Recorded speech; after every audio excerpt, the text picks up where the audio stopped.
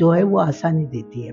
Teaching के बाद जैसे अब मैंने सीखा है कि क्वेश्चंस आंसर जो है आप थोड़ा सा लिख लें, तो ऑडियो विजुअल तो ये एड बन जाएगी as compare to the normal reading.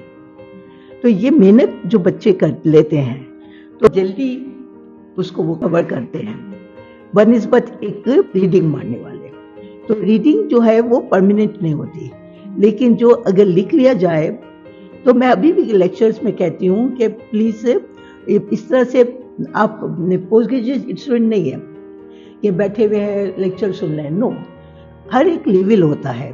इस लेवल में मैं टीचर्स के हर पॉइंट लिख के आज ही घर जाइए, घर जाके जैसे नोट्स के उन्होंने अपने प्रिंट करवा दिए, तो that is called short books.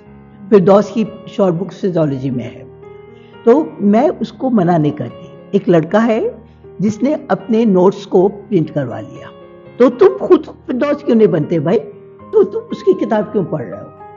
तुम अपने गाइटन लो, गाइटन में टीचर ने जो पढ़ाया उसके पॉइंट्स आप लिख के लेके जाइए, घर जाके गाइटन खोलिए, उसमें जो जो इटैलिक वेज में लिखा हुआ है वर्ड्स में हाईलाइट करें।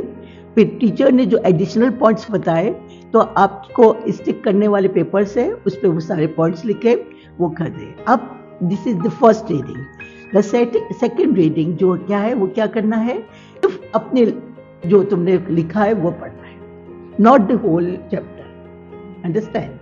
तो इसमें क्या है कि तुम्हें बहुत ज्यादा टाइम मिल जाएगा। हर दफा तुम सिर्फ पूरा चैप्टर पढ़ोगे, एंड क्या है, जीरो, क्योंकि कुछ भी तुम्हारे दिमाग में नहीं है।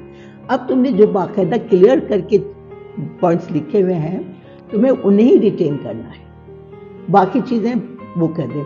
अब मैं ये कहती हूँ कि जैसे ये बुक्स हैं, तो बुक्स में आप इतना ज्यादा पढ़ कर और फिर रिटेन ना करना, तो फिर तो कोई बात ही नहीं है। जब मेहनत करोगे, जब सब ये सब लिखाई पढ़ाई करोगे, तो ये सारे पॉइंट्स तुम्हारे दिमाग में आते चले जाते हैं। दूसरी चीज मैं ये कहती हूँ कि मैं उनको वाइवा क्वेश्चन इतने अरसे से जाहिर वाइवा लेते रहे हैं तो याद हो गए, हर चैप्टर का मुझे वाइवा याद है, तो मैं उनको बताती हूँ कि पढ़ाते हुए चैप्टर में ये मैं जो पढ़ा रही हूँ ये सब वाइवा क्वेश्चन है। तो इस तरह से ये चीजें भी आप उसी वक्त अपने दिमाग में रख लें कि ये, तो ये आप अटेंटिव होके पढ़ना ज्यादा इम्पोर्टेंट है। अगर जहानत को ऐसे ही सुलाते रहोगे तो कुछ नहीं होगा।